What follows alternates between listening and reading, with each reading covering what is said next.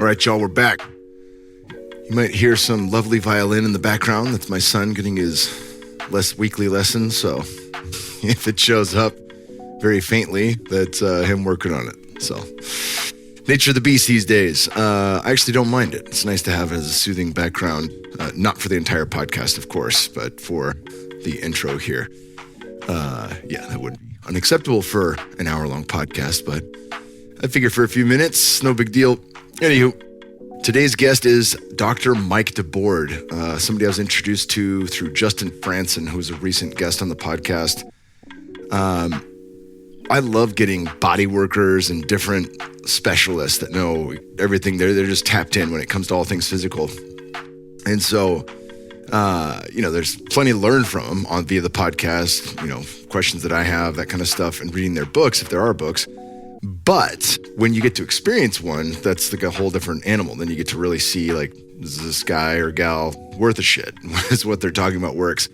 And when I was with Franson, his ability to reset my nervous system, calm me, increase hand-eye coordination, balance, it was pretty awesome. I mean, it was really awesome. And so any recommendation that Justin had for me, I took really seriously because I knew this guy was plugged in. And if you haven't heard that podcast, it's couple months back, we'll just put that in the show notes for you. But I was talking to Justin about my knee being hurt and how it just didn't recover the same way that it had when I was younger with stem cells. It bounced back in like a month, and 8 months post stem cells at 41 years old. I was kind of like, did they inject it in the wrong knee? Like, what's going on here? I don't get it. And I was telling him about the knee pain not going away, being a little older, these kind of things. And he brought up blood flow restriction. Now, when I was in the UFC years ago, Victor Conti would send me tons of science, anything sports related that was worth the shit. And he was sending me a lot of science coming out of Japan on blood flow restriction. It had serious benefit to people who were recovering from injury, and it benefited old people in particular who didn't want to lift super heavy weights because of the nervous system, or they simply couldn't. And this allowed them to get a lot of the gains they get in the gym. It also helped quite a bit with muscle building. And while I was fighting at light heavyweight, I didn't want to build muscle. I wanted to get stronger and more endurance, but I actually needed to keep my weight down. Fighting in a weight class, I weighed much heavier then. So I tabled it, didn't think about it. And Franson brings up blood flow restriction, and I'm like, oh yeah. Wait a minute.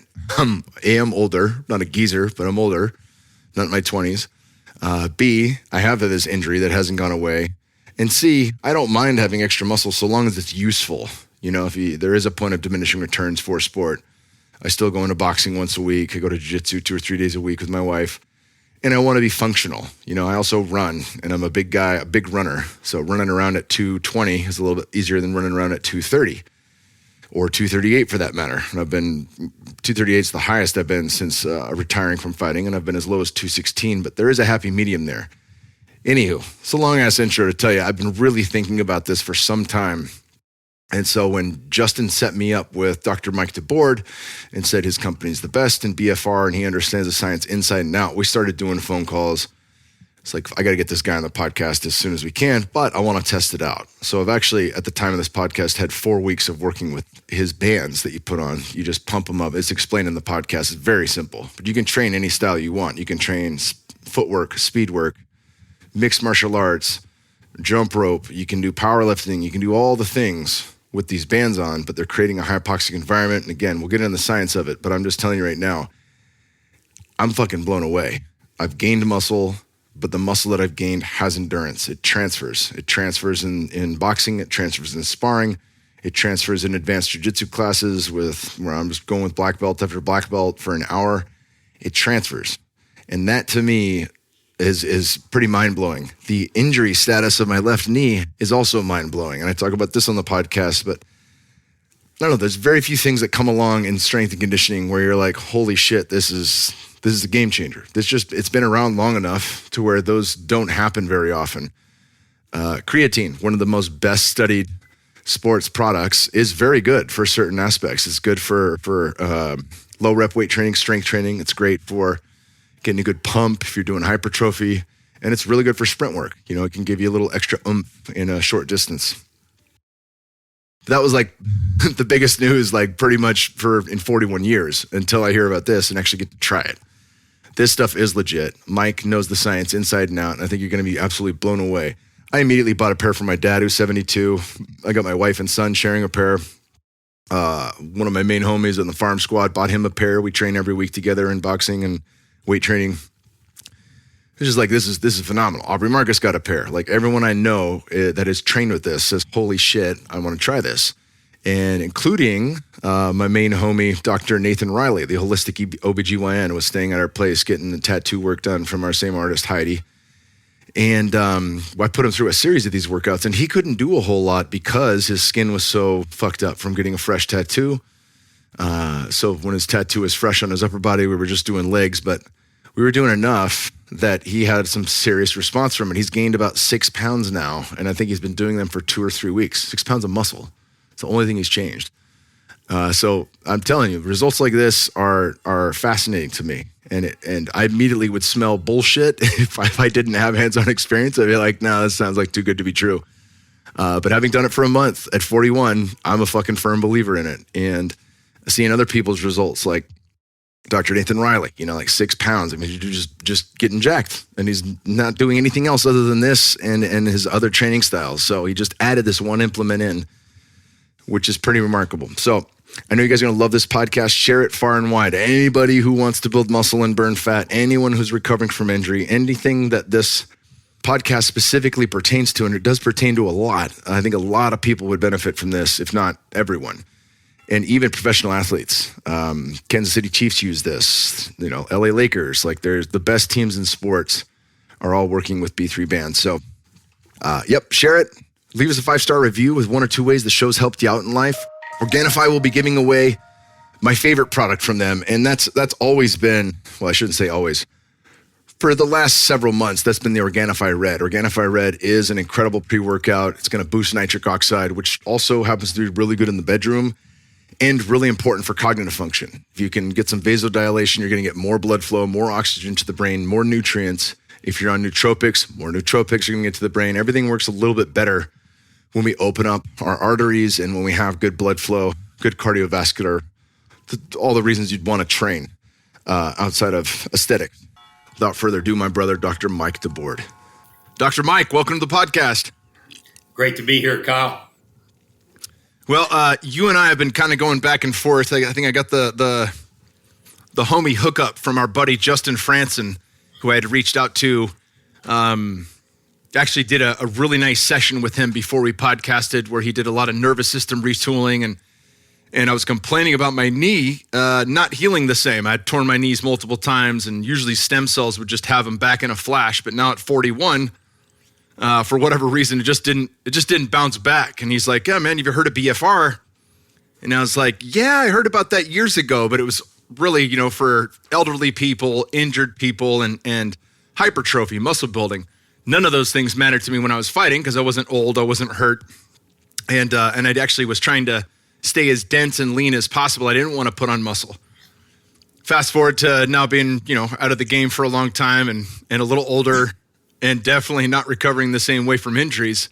That's where the intro came. So I'd love to dive into your background. What did sports look like growing up? What were you interested in growing up, and what led you on the path that you're into now? Well, I had a lot of injuries when I was young. Early on, I blew out a PCL in my knee. So I probably, by the time I was 21, had 3 or 4 surgeries on my knees. So I started down a path of knee problems. And then by the time I was 44, I was looking at my first knee replacement, and then a hip replacement, and then another hip. Now, part of that was lifting heavy weights, always trying to keep that macho look, right? Not caring about pain, not caring about swelling, just caring about keeping muscle, which is a trap most of us fall in. Now at 59, right? Fortunately, I've got this technology, but by the time I hit 52, I couldn't do it anymore. Losing the stomach, getting the belly, feel my age, tired, just feel like crap. And that's when I found BFR through Dr. Jim Stray Gunderson when he found it out of Japan. And man, it was absolute game changer. So after a couple of years of playing around with that, I launched a company in 2019, B3 Sciences. And now we've got over 35,000 people using the bands. And just on a rocket ship. with this new technology. And I feel 25 years younger. I mean, I feel like I'm in my 30s when I use this technology. Yeah, I can attest to that myself. There is something to it, I think we've all been inundated so much with the biohacking movement and gadgets and gizmos and all these things. And when I first had seen it, it felt, kind of gimmicky, like, you dress up, you do this stuff. But honestly, when I was fighting, I was already playing in that arena. I was doing quite a bit of altitude training and really looking into anything that moved the needle, anything at all that from a sports science standpoint that was really worthwhile. And that's when I started getting all this information on BFR from Japan. And then there was a company called Vasper Systems that were based in Moffett Field and, traveled to PaleoFX.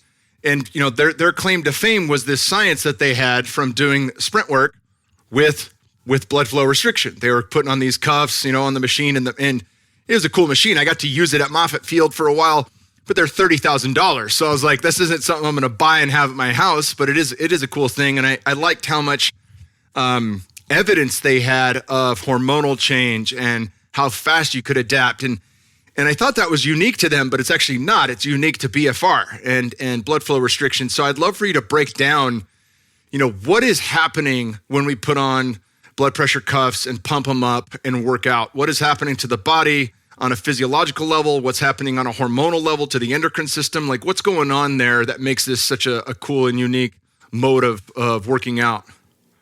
Well, for your listeners, let's start with an explanation of, exercise. If you want to create an adaptive change in exercise, right, we all know you got to work two different muscle groups, slow twitch, fast twitch. Slow twitch, aerobic, cardio, endurance, VO2 max, fast twitch. That's muscle hypertrophy, muscle strength, muscle explosion. But what most people don't know is you've got to hit a certain fatigue point. So let's start with slow twitch, right? When you start doing aerobic exercise, you elevate heart rate and breathing. Most people, that's all the farther they go. Your heart rate elevates, your breathing elevates to bring the oxygen level back up. Most people aren't willing or can't continue that exercise to drive the fatigue deeper to where you go get nitric oxide and mitochondrial adaptation. So that's one thing. On the other side, you got to get the burn and strength training. You can't just do light weights. It's not going to change anything. And you can't just go until you get to the burn. A lot of people are like, woohoo, there's the burn. No, it's not where it ends. That's where it starts. So the average person who's exercising is not hitting a deep enough fatigue. This new technology is basically a biohack. I kind of relate it to, remember when we used to fly from New York to LA, had to stop in Chicago back in the old days, right? Well, now there's a new direct flight. What if you didn't have to stop in Chicago? Why would anybody do that? So how do these bands work? Well, for the listeners who can't see us visually, you slide these bands up your arms and legs. Now, they're not a blood pressure cuff. When you use the right kind of bands like ours, they're flexible. You put some air in them. It's very easy to apply, and it's going to slow down blood flow. Now, your first question would be, why do I want to slow down blood flow? Because blood is carrying the main fuel of oxygen into the muscle. So let's take an example. You're walking on the treadmill. You're walking around the track. You're going for a bike ride. You have more oxygen flowing in than is being used. So you are below oxygen threshold. You're not really creating any hypoxia. Hence, nothing changes. Nobody says, hey, I went to Planet Fitness. I've been on the treadmill for 30 minutes. I got my six pack. I lost all my weight. I feel 20 years younger. Nobody ever says that. So the problem with this exercise is you're not creating enough oxygen fatigue. So now the bands are on and we pump them up. And because there's less blood flow, completely safe, by the way, there's less oxygen. So let's say we cut the oxygen in half. Instead of a 10, the oxygen's at a 5. Without the bands, when oxygen's flowing at a 10, you got to exercise at an 11 if you want to create fatigue. You got to do high intensity. You got to climb on the treadmill. You got to sprint. You got to get on the Peloton and go up and down hills. You got to do intervals when you run. Most people don't want to do that. But now the oxygen's only a 5. You don't have to exercise at an 11. You only have to exercise at a 6 to create the hypoxia. So imagine going for a light walk, getting on the bike, getting on the elliptical, and you're doing something light that you could probably do it for hours on end, and in 3 minutes you can't go anymore. You're using more oxygen than's flowing. That's number one. So you're creating this biohack into the aerobic muscle fibers. Also, when you lift weights, you're going to lift lighter weights. Weights that would normally not attract fast twitch muscle fibers, meaning, Kyle, you and I could curl 5-pound dumbbells all day long and it would never end. It's not heavy enough. But with the bands on, because the slow twitch muscle fibers, the aerobic fibers cannot keep up, not enough oxygen, they start to fatigue. The fast twitch muscle fibers do something really interesting. Previously, we had to load heavy weight, but the fast twitch muscle fibers basically say, slow twitch muscle fibers need some help. And they jump in and help crossover recruit. Now, again, you're doing something light, like walking or curling a 5-pound dumbbell or something super light that would never get your fast twitch engaged. And all of a sudden, the fast twitch fibers jump in and help. Now, how do you know that's happening? You feel the burn. Because you've jumped over and you've gone anaerobic. You've biohacked into the anaerobic pathway, and you're burning glycogen. That's where the burn comes from, the lactic acid, which is really lactate and hydrogen ions. It's where the burn comes from. So now you're in the burn. Fascinating thing number two. Number one, we got a deep hypoxia and a heck of an aerobic workout in a couple minutes. Number two, now we've hacked into the fast twitch muscles. Number three, now you're in a light activity firing fast twitch muscle fibers. And it's easy with something light to keep going and produce lactic acid. So if I'm curling 40-pound dumbbells, that's a heavy load. I'm going to have to stop at some point because it's 40 or it hurts or it's just too hard. If that's only 5, 6, 7 pounds, I can keep going.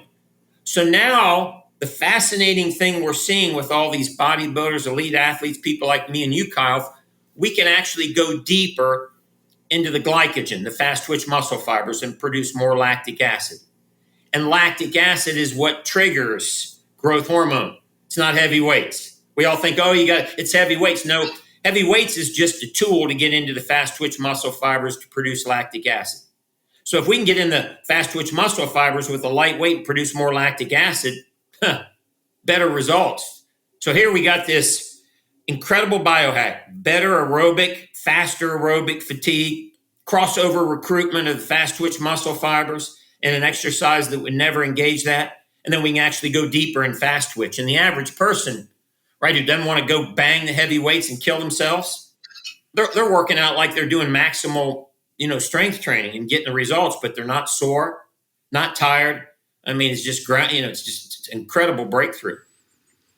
Yeah, it's massive. And I'm not unfamiliar with training lighter to save the nervous system, right? I've spoken many times on this podcast about one of my favorite strength books called Easy Strength by Pavel Tatsulin and Dan John. And the basic idea or premise behind it was, Pavel actually coming out of Russia and working with the elites over there, coming here, first guy to bring kettlebells to the U.S. and really made a name for himself. Verkhoshansky and Sif, who wrote Super Training, were looking at people training, and they said everyone's training at 80%, 90%, 100% of their 1 rep max to move their 1 rep max. That's fine when you're in your 20s and early 30s, but at a certain point, the nervous system can't keep up with that workload, and then we run into injury, illness, that kind of stuff. Or you have to train way less frequently if you're going at that output. So they thought, can we train at 50% of the 1 rep max and move our 50% up? If we move the 50% up, does that correlate to the 1 rep max? And it did.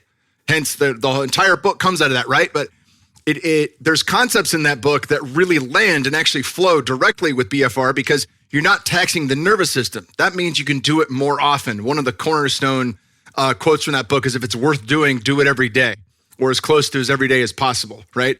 Strength training isn't exercise per se. It's not about burning fat. That's a side effect.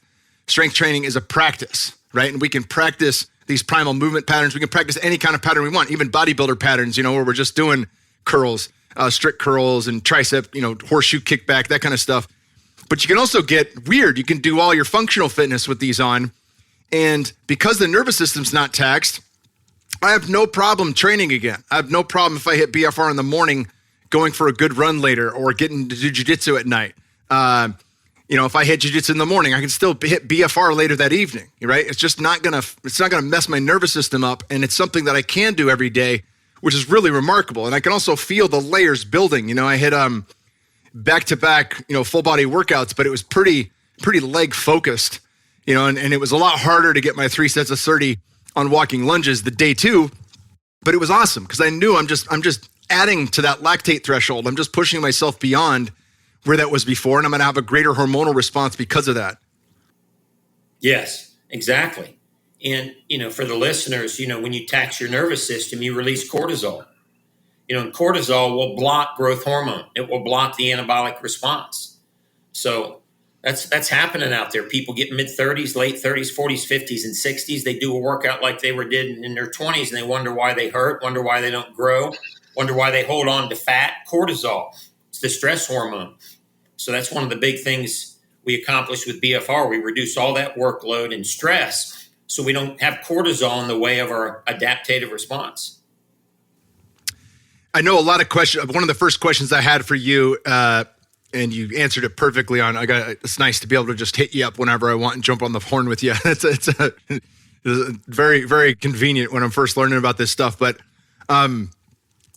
as a guy who came with a strength background at Arizona State football, training with some of the best strength coaches in the world, Coach House, Coach Uwe, and then getting into MMA, and then later with Jesse Burdick and a lot of the West Side barbell tutelage, powerlifting and doing everything like that. Mark Bell is a good buddy. One of my first questions was, if you're just training light and you're just using these things, is there application to strength sports? Is there application to other things? And you brought up Chris Duffin, the mad scientist, creator of the Duffalo Bar, Kabuki Strength, a legend in the strength game. One of the, I think, the first men on the planet to do 1,000-pound squat and 1,000-pound deadlift. Previous to him, it was you had either or, but nobody could do both. And he said he's been working with these for some time, and there is application to strength where you can still hit these heavier sets and then move to BFR to finish off. And it made me think of Louis Simmons from Westside Barbell. They might do 16 doubles or 8 triples, with adequate rest in between, 3 to 5 minutes of rest. So they're hitting pure strength on a big lift like deadlift or squat. And then at the end, though, they're going to bring in their accessory muscle groups, and they're going to do 2 AMRAPs, as many reps as possible, right, to get the burn and get the pump. So I was like, actually, it's already encoded, in one of the legends of strength, like his manual to workout, right? But now there's an easy way to AMRAP. There's an easier way that's going to be less taxing on the body and less taxing on the nervous system that will create an even bigger pump, an even greater lactate threshold response, and an even greater hormonal response. Yeah, exactly. Well, let me give you a couple stories. Number one, USA Olympic weightlifting, Mark Lavelle, Mike Gattone, they have these bands, okay? They implemented and did a little trial. Mike told me about every other workout, heavy workout, BFR. So instead of always heavy, they go heavy BFR, and Mike called me back and said the results were shocking. Shocking. Number two, there's multiple studies out there. There's a study called the Luber study out of Kansas. High school football players. These aren't recreational athletes. These are high school football players. They did back squat with BFR, 30% of 1 rep max training for a period of 4 weeks, and they did traditional, 70% 1 rep max. And the group doing the BFR had a better change in strength. Number 3, Cassandra La Madrid. She runs the BFR for Chris up at Kabuki. She called me, and they were getting ready to go into COVID lockdown. Said, Mike, I'm not going to be able to, I'm not going to have access to my heavy weights. What am I going to do? I said, Cassandra, perfect opportunity. You're going to use some dumbbells, air squats, air lunges for 3 or 4 weeks in BFR. She said, well, I'm not going to have access to any heavy. I'm going to lose strength. So I don't think so. So she called me back before she was getting ready to go back in. They opened up. She said, okay, what should I do? I said, go load it up. She said, really? I haven't lifted heavy. I said, yeah, go load it up. Called me back, said, why am I stronger? Stronger than she was before. So here's the paradigm shift that's happening with BFR. Load, time, and volume are not as important as we thought they were. Volume, not as important. You're using volume to hit a fatigue point. Time's irrelevant. Doesn't matter if you work out 40 minutes, in my opinion, or 10. Tell me how long you were in the burn, and I'll tell you if you're going to change. If you're working 40 minutes and you're only in the burn for 1 minute, you're not going to change. If you're working 10 minutes with BFR and you're not getting any burn, you're not going to change. But if you're working 10 minutes with BFR and you're in the burn 6 or 7 minutes, that's like working out for an hour and being in the burn. And then number 3, depth of fatigue is appearing to be a greater goal target than any weight, load, or volume.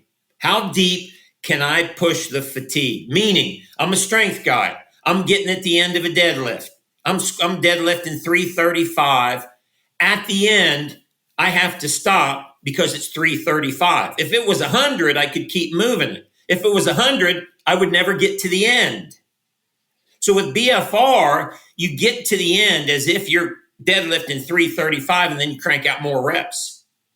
And then number 4, really interesting. When you create an inflammatory response in muscle, and I want to teach everything something here in a second, part of the protein synthesis that occurs has to deal with the repair of the muscle fibers or the inflammation. So when you do a traditional heavy weightlifting session, you create some inflammation and you create it, let's call it a -1 in protein synthesis, because part of that protein synthesis has to deal with the repair. So you create a positive 3 in protein synthesis. -1 plus positive 3 is a 2. One of that has to deal with the inflammation or repair. The next 2 can deal with growth and hypertrophy. Now here comes BFR. You get the same positive 3 in hypertrophy change or stimulation of protein synthesis, but there's no -1. 0 plus 3 is a 3. Where do you want to get, 3 or a 2? That's why all these studies are showing you grow muscle faster. You grow it quicker. You grow it without all the damage. Every study I've read is you can build muscles faster with BFR. I haven't read a study yet that said heavy weightlifting beat BFR. To the contrary. And part of that reason is these 2 things I just explained. You're able to go deeper and you're doing less damage. So you got more protein synthesis to work on the hypertrophy and strength. Yeah, it's a really important piece. And I think for a lot of people, I know the age demographic of the show, and it's not a bunch of young guys, so I'm sure there are some young men and women listening to this on occasion, but for the most part, a lot of people have reached that point in their lives where they don't have all the time in the world to dedicate to their fitness. They would like something that gives them a minimum effective dose in a quicker time frame, right? And I mean, the vast majority of my BFR workouts are 15, 16 minutes. It's pretty rare where I'll hit like 20, 22 minutes. I'd have to have some time off where I really want to kick my ass for that long and be that long in the burn. So that's remarkable just in and of itself to know, like, if I've got no other time today, I can demolish myself and get a full body pump within 15 minutes and I'm going to burn fat and build muscle from that. But this other point you make on like the time without going super heavy, still creating overall strength, and it likely has to do with the muscle recruitment and different things like that, the positive anabolic pathways that are opened up without the negative. But it's really remarkable to think like I'm actually getting stronger and it's a useful way. I've talked with you on the phone about still doing jiu-jitsu, still sparring and boxing and things like that. And one of the things I've always been concerned with hypertrophy is having a point of diminishing returns where now I've got all this muscle, but on the mat, it's not necessarily transferable. If I have 17-inch arms, then I go to guillotine somebody, I might have 30 seconds of output before my arms fail because they're too pumped and can't do anything.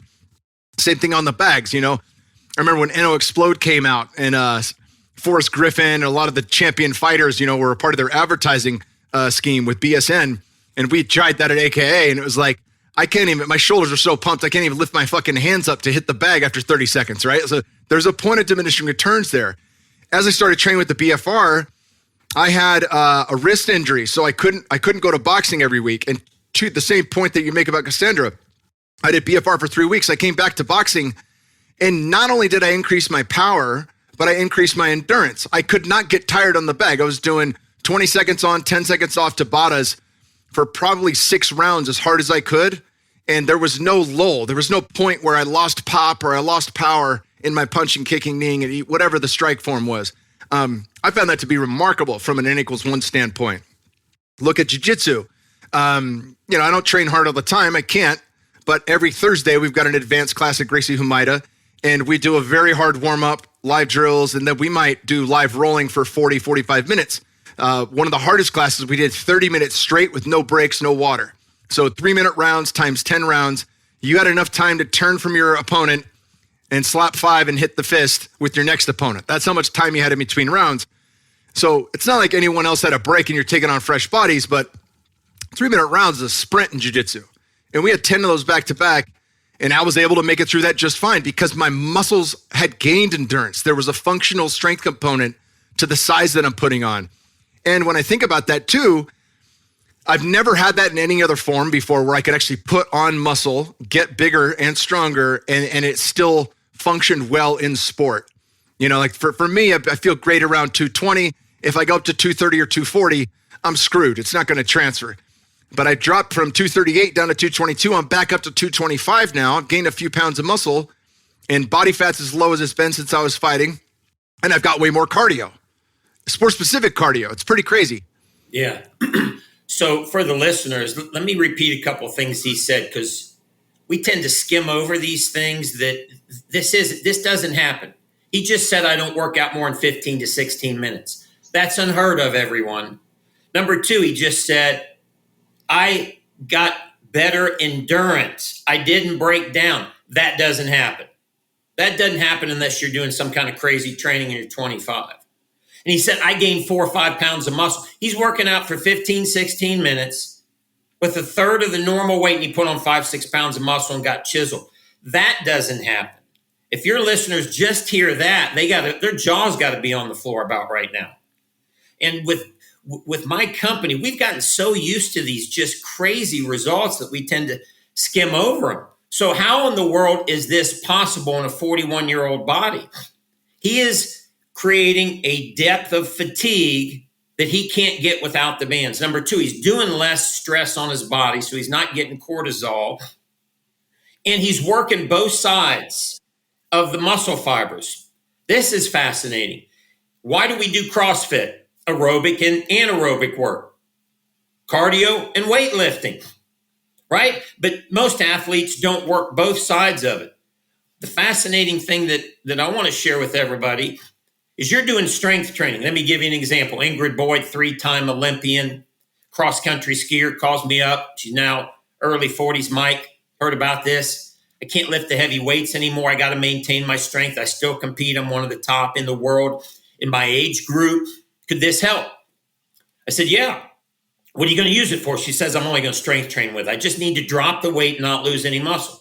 I said, great. It's going to work perfect for you. Drop the weight down to a third of what you're working out with. Go quick, go short. You're going to maintain all your strength and muscle. Call me back 4 weeks later. I said, Mike, love it. A little stronger, put on a little muscle. But how in the world do I have more endurance? I'm not using them. I said, Ingrid, how many reps are you doing when you start? Well, I'm doing 30 like you told me. Is that aerobic or anaerobic? Is that slow twitch or fast twitch? She says, that's slow twitch. I said, so you're here doing a strength training move, starting aerobically and creating a deep hypoxia. Yeah. I said, is your heart rate up? Yeah. I said, Ingrid, it's like you just ran 5 miles and it took you 45 seconds. You hit a depth of fatigue in hypoxia that stimulated nitric oxide and mitochondrial adaptation.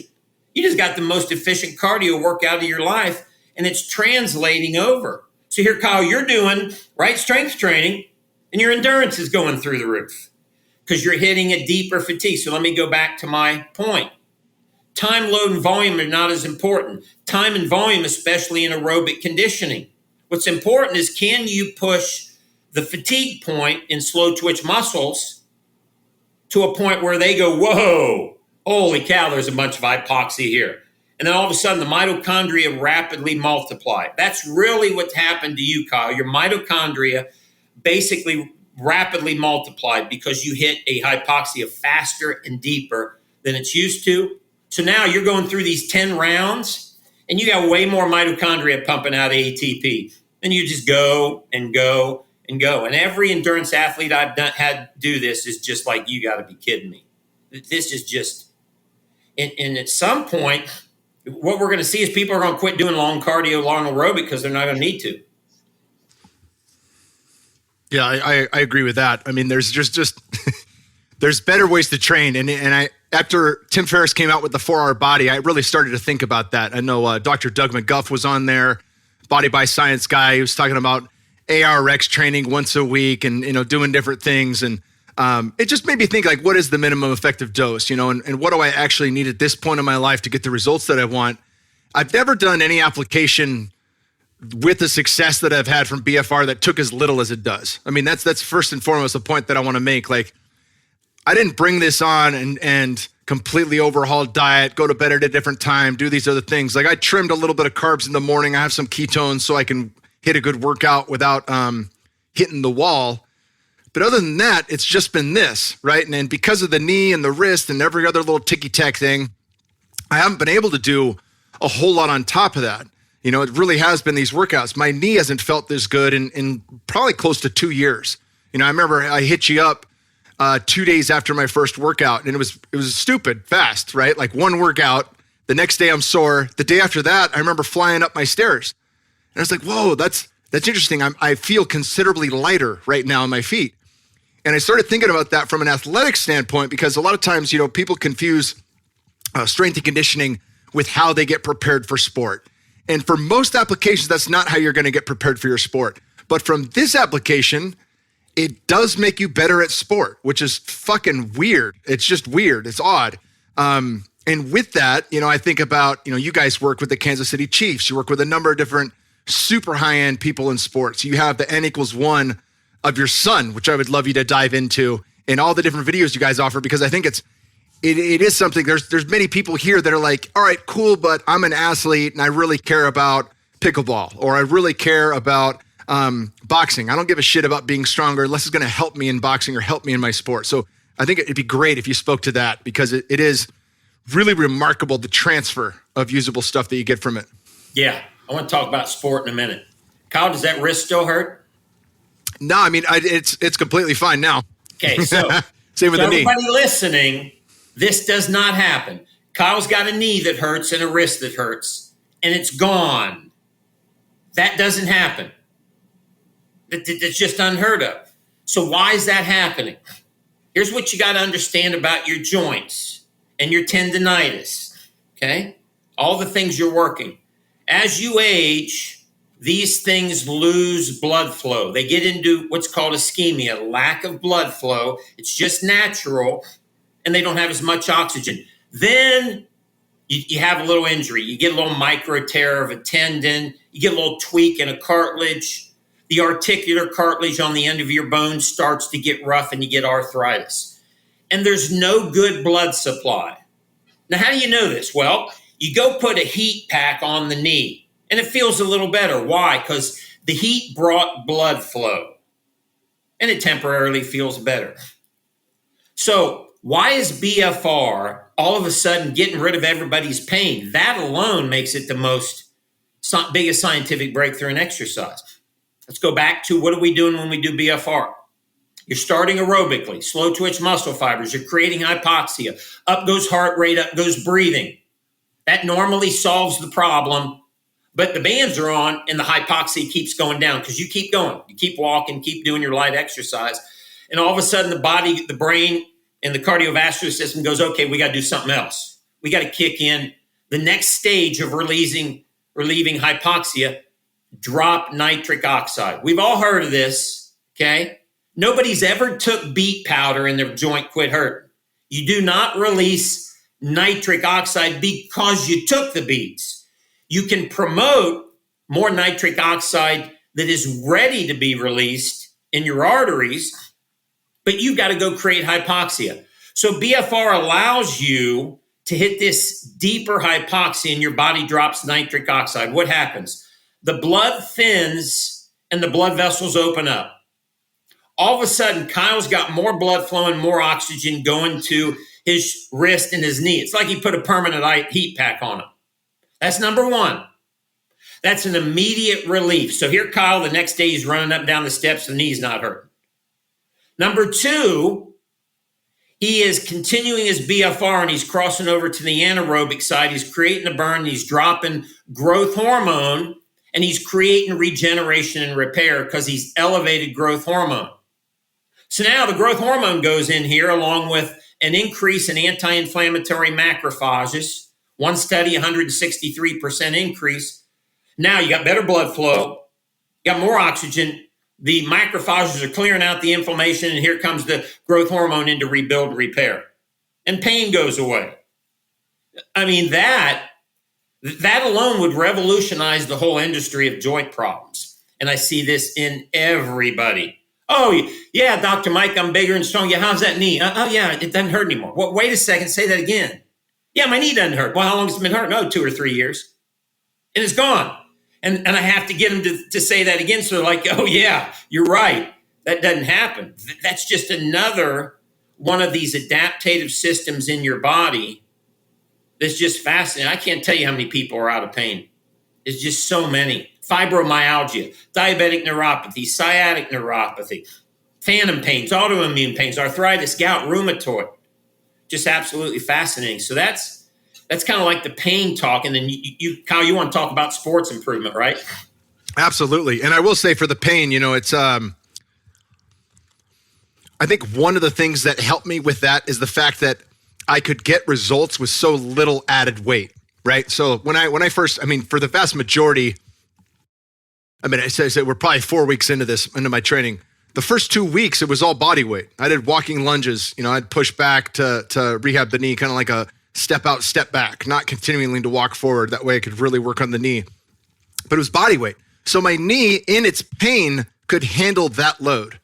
It could handle my body weight in a lunge. It couldn't handle more than that. And I was able to train effectively out of that injury.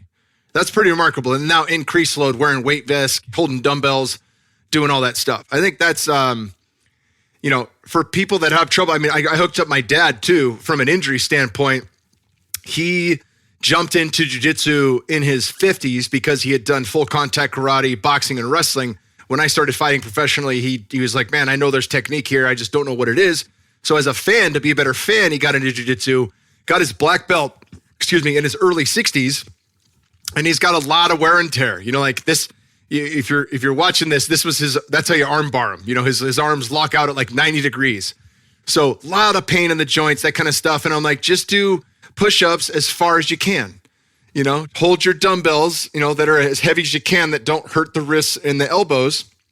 And he fucking loves it. He absolutely loves the workouts. He's blown away by how fast his body's responding as well. So it's because you can get away with so much more in the oxygen restricted hypoxic setting, because the benefits are going to be there the same as if you're going heavy. It's a wonderful thing for people who are injured because you don't have to start with heavy weight. You can start very light and work your way through there. Yeah, exactly. Then the sports performance side's a shocker too. But yeah, let's dive into sports performance, brother. I just wanted to get my old man mentioned there because it's pretty cool. He's injury ridden, but yeah, think about all the people that you have in various sports. So we could talk. Chris Duffin is one of the major names in strength training. But working with the Kansas City Chiefs, Super Bowl champions, many other great people in sports. Talk a bit about how they're applying this and talk about your son as well, because I think this is mind-blowing to me. Yeah. So, when I got into BFR, I started using the Japanese system, Katsu. Excuse me. It was expensive, wasn't practical for every day, but I was one of the first ones that bought a set, and I just used it and was blown away. I never thought I was going to launch a company. Then two things happened. One, first hip replacement, 12 weeks. That's pretty good. Second hip replacement, I was running at 5 weeks. Just shot because I used BFR. So we can save that for our next topic.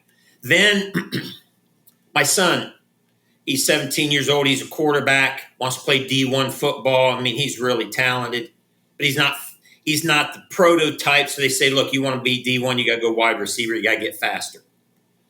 So they switched him, and coming into his senior year, he's going to play wide receiver, and his fastest 40-yard dash time is a 4.62. Not bad. That's not D1. That's not elite D1 speed.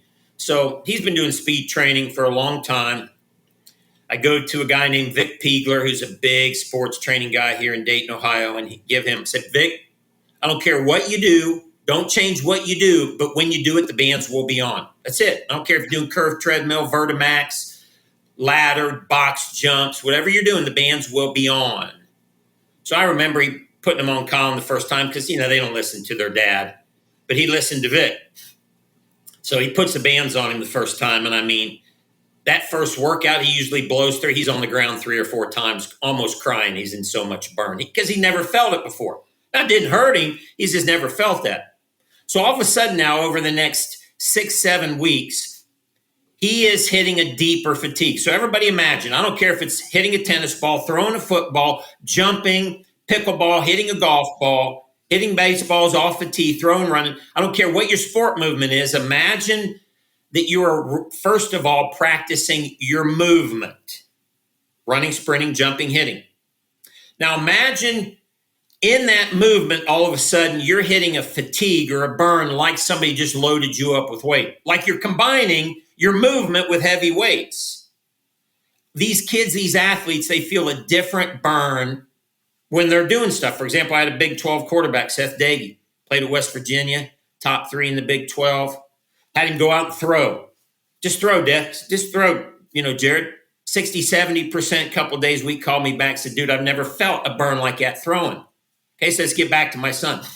He was topping out 19.3 on the curved treadmill. In 6 weeks, he went to 21. He went up to Ohio State, ran a 4.3540. I got the camp card. And I was out of town. My buddy called me and said, Mike, your son just ran a 4.35. He's in the burnout race. And he's the only white kid in it. And then he won the burnout race. They took him from outside with a bunch of nobodies and they brought him in the bubble. And he got 10 scholarships. Now he's not an Ohio State kid, right? He got Northwestern, Indiana, Bowling Green. He got about 10 different offers. Ended up Bowling Green full 4-year ride because we changed his speed. And if you read the studies, they all say the same thing. And then spring comes around. Track coach recruits him. And they put him on the anchor. He's up at Jesse Owens Stadium in the finals of the D1 big school. And he's the anchor. And he's the only white kid in the finals. And he's the anchor, and they got second place. And now he's in the school's track hall of fame for that. So we took a kid and dramatically increased his speed. Next story, Utah volleyball player, Emily Smith. She's only jumping about 9.8. That's pretty darn good for a girl that's about 5'10", 5'11". They tell her, look, if you want to play big time, you got to jump 10. So they start training her with the bands. Jim actually trained her, Jim's wife, put her in the bands, replicated the exact same thing she was already doing. So listen, everyone, don't change, just put the bands on. Bach jumps, set jumps, spike jumps, Bach jumps. And first time she did it, she's on the ground, said, my legs, I've never felt this before. 6 inches on her vertical in 6 weeks. Inch a week. Yeah. So every athlete, okay, that does this, let me ask you a question, athletes on the call. So if you go out and play pickleball and play golf and do any sport movement, hit off a tee, shoot 3-point shots, and you hit a deeper fatigue in that movement, striking, punching. I got a 4-time martial artist. He's the only martial artist in the world with 4 world championships. His name's Vinny Mang. He increased his speed and his strike strength by 3 to 4%. Kyle, you increase your strike strength 3 to 4%. That's huge. So every athlete that has put these on and replicated their movement, you fatigue deeper. I mean, the changes are just going to be just phenomenal. So, I mean, that's coming. We're probably the only company really that's out there doing that stuff, right? You got companies doing rehab. You got companies doing home exercise. I'm really the only company out there, right, that's really driving sports performance in these type of movements. Yeah, and again, to reiterate, it's remarkable because, if I go and improve myself, if I improve my 1 rep max on bench press, that doesn't mean that I punch harder. It doesn't mean that I last longer. It doesn't mean that I throw a football farther. It doesn't mean anything else other than my bench went up. Yet, when we apply this to sport, you literally can be faster in your sport, more agile, more versatile, more durable, increase your vertical, increase your 10-yard, your 100-yard, your 40-yard. Everything in between is going to improve from that. I don't know of anything else that really can make those claims. No, because if we get down to the very basis of why do we train. We're trying to hit a fatigue point that moves adaptive response in the slow aerobic and fast twitch anaerobic pathways. And if we move that fatigue point, but don't overstress our body, don't create cortisol that blocks the adaptation, it's like training. It's like going like training from an amateur athlete to a collegiate athlete, going from like a collegiate athlete to Olympic athlete. And for us older guys, it's like we can train like we're 18 again, and there's no limit to how deep we can fatigue, and it doesn't even hurt. Yeah, it's pretty remarkable. And the fact that the muscle can get to that point from so little does transfer to aerobic cardio as well. You know, like my ability to recover in between rounds when I'm doing hard rounds of jiu-jitsu is right there. Like I'm pushing myself to where I would be exhausted and normally need 2 rounds off. And then I take a couple breaths and I'm ready to go for the next round. Take a couple breaths, I'm ready to go for the next round. So, you know, the fact that it's working, you know, on the physiology. And I wanted to speak to this too. You know, one of my first thoughts was if I've got these things connected at the upper portion of the limbs, for sure it's going to work, you know, everything downstream of that, meaning my entire legs, my entire arms.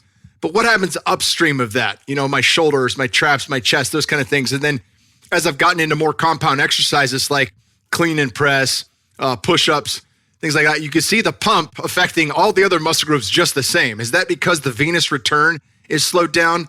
Because I mean, it will affect the entire body as if the whole thing is cuffed. And I found that to be interesting as well. So if you're listening, you can't see, we put these bands on the upper arm right below the axilla. So Kyle's saying, okay, I get it. Below the band, I can work my biceps, triceps, I can work my forearms, but the shoulder, the chest, the back, the traps, those are on the other side. You would think we can't affect the blood flow there. But when you affect the venous outflow of the arms, you also affect the venous return from the entire upper body. So I'll give you 2 concepts. One, creating deoxygenation in your arms has a crossover effect of deoxygenation in the upper body muscles. Number 2, if you decrease blood flow going through the major vena cava of the arm, those other muscle groups dump into that same one. So you're basically having this crossover effect of reducing venous flow and basically reducing available oxygen. And like Kyle will tell you, you put them on your arms, you go do your shoulders, they're going to light up quicker and deeper. You put them on your arms, you go do push-ups, light up quicker and deeper. Do compound movements quicker and deeper. And you get the same thing. But give you a quick example. If you can do 100 push-ups and then 60 and then 40 and you put these on, you're probably going to do 60, 30, and maybe 10 if you're not resting much. Those last 10 are going to feel like a burn you've never felt. Again, you're getting to that same point, which is that end burn that's driving deeper and creating this massive adaptation. Yeah, it's pretty nuts. I can't do 3 sets of 30 on push-ups yet, you know, not with 30 seconds rest. I'll get 30, I might get 20, and then hopefully I can still, you know, get 10, 12 on that last set. But it's and it's funny thinking about that too, because I've seen the correlation already, you know, between sport and how everything's been working, not being able to do that. So I really wonder, what does that actually look like when I can hit 3 sets of 30 with that very, you know, tiny window of rest in between? How strong will I be there? How much will that affect sport at that point? You know, I mean, it's pretty remarkable, because at no point did I say if I increase my bench by 20 pounds, is that going to make me better jiu-jitsu? Is that going to make me better boxer? It's just not. It doesn't translate. Yet now with these bands, I'm thinking about that. Like, well, if I do hit 30, 30, 30, how does that look in jiu-jitsu? How does that look in boxing in the 12th round? Like, it's going to make a difference. Well, and remember, typically when we do strength training, we only tap into the anaerobic side. But when you're in the 12th round, that's not anaerobic, right? You're still aerobic and anaerobic. You're kind of in between both. So you need the slow twitch muscle fibers. So again, going back to a couple of these stories, you're doing a strength training move, but you're working the aerobic side first because you're using a lighter load. And you're creating endurance in an activity that you wouldn't think would create endurance. I mean, that alone, what if you didn't have to do aerobic training to get aerobic endurance improvement? What? I'm telling you, in 3 to 5 years, that's going to be the norm. You're not going to have to go get on the treadmill for 30 minutes. You're just going to have to put the bands on and in 30 to 60 seconds hit hypoxia. That's all it takes.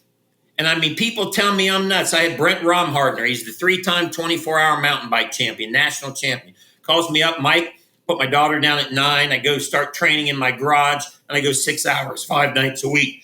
I go to bed at 3, and I get up at 7. I go to work. I can't do this anymore. Can you help me?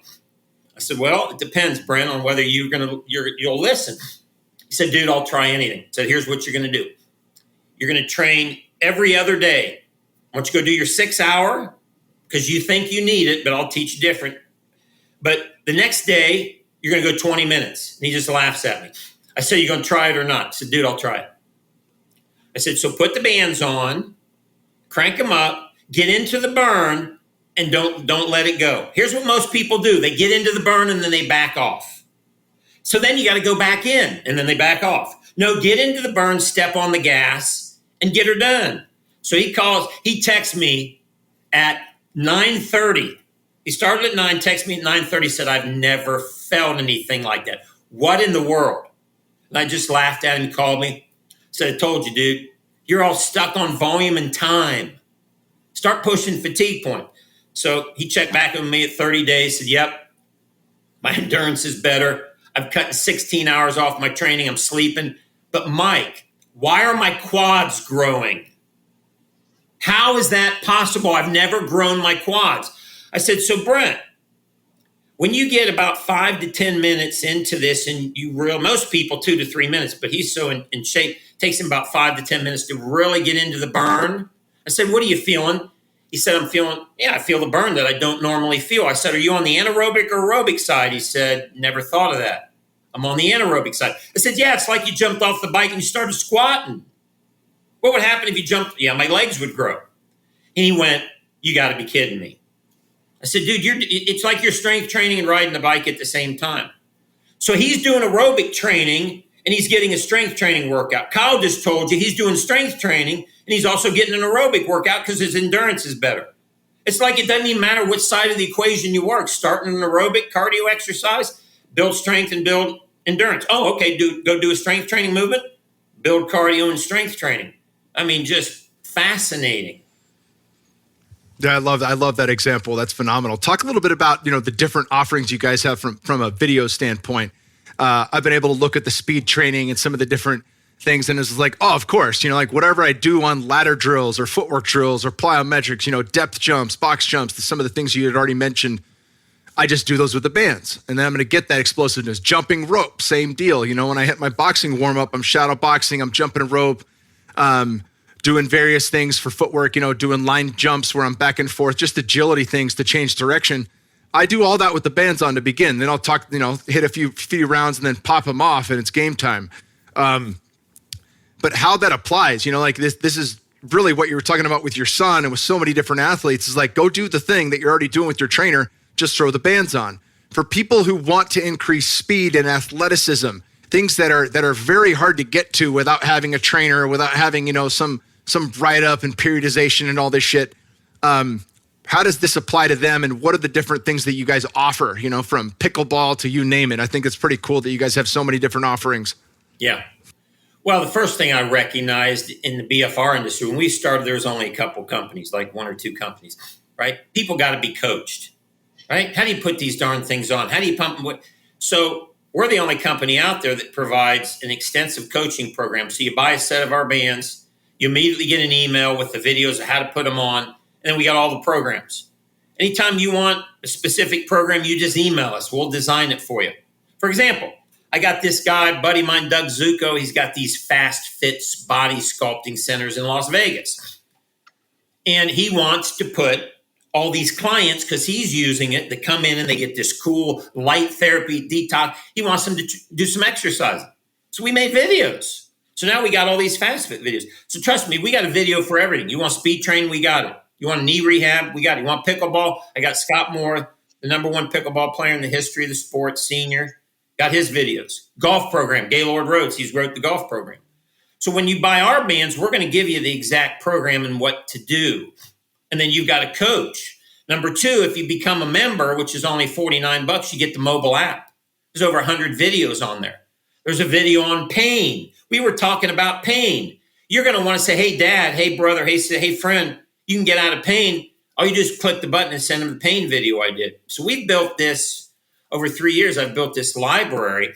So you're going to know exactly what to do if you need support. But like Kyle said, just put the bands on. The only thing you got to do is not lift heavy. Just cut the weight, put them on, and go get the burn in whatever you're doing. They're waterproof. Ours, there's only 2 bands out there that are waterproof. Katsu Aqua bands, you got to pay more in our bands. So now you can swim with them, water yoga. So, I mean, we've got all those things. We even do 30-day money-back guarantee, 12-month warranty, 0 down, 0 into 6 months. So, I mean, nobody's got the systems in place we've got, to get people in so they can get started, get results, and know what they're doing. Well, it's been so cool getting to know you. Again, thanks to our buddy Justin Franson. I think yeah, he's cool. He hyped the shit out of you, and it still didn't do you justice. It still didn't do B3 justice, and what this has been pretty much an overnight success. In my mind, if you think about the years of training and everything that I've done, from stem cells to peptides to all this other shit to heal. It's really remarkable how fast the results come in, and to get stronger, to get faster, to get more cardio while rehabbing, it just doesn't happen, but the fact that I've been able to achieve all this, it's something that I've been very excited to bring this podcast to my listeners. And we're going to link in the show notes a place where you guys can click on this if you guys are interested and purchase bands, do whatever you want to do. Where can people follow you and stay connected to the research you guys are doing and stuff like that? Well, number one, go out to the website, b3sciences.com. Okay, that's number one. You can follow us. We got a Facebook group where a lot of people on that. Go look for I am B3, the letter 3. But if you want to get on our newsletter, just send an email over to support@b3sciences.com. We'll put you on the monthly newsletter. But really, if you want to plug in, just get a set of bands. You're gonna get plugged into everything I'm doing. And here's where it starts. You should have the same opinion Kyle said. Okay, yeah. But you know what? If that's true, what the hell, right? You shouldn't believe any of this. But what you should do is say, okay, I'm going to put those darn bands on. And I'm telling you, they will blow your mind. I've never had anybody send them back and say, nah. I mean, Kyle, what would it take for somebody to take your bands from you? It's not going to happen, is it? No, I mean, the first thing how long it took. It took me a week, and I bought bands for my 72-year-old dad. The following week, I bought one for my homie at the farm, Eric Vaughn, the manager of the farm team. I was like, guy I trained with all the time at boxing and weightlifting. I'm like, nah, we can rotate on these, but I'd rather us be able to knock it out at the same time. So bought him a pair, bought my wife a pair she can share with my son. Like, I want everyone I know using this shit, How's she liking the bands? She absolutely loves it. And she's not doing a whole lot because we're still co-sleeping. Her nervous system's fried. She doesn't have a lot of time to devote to anything as a mom.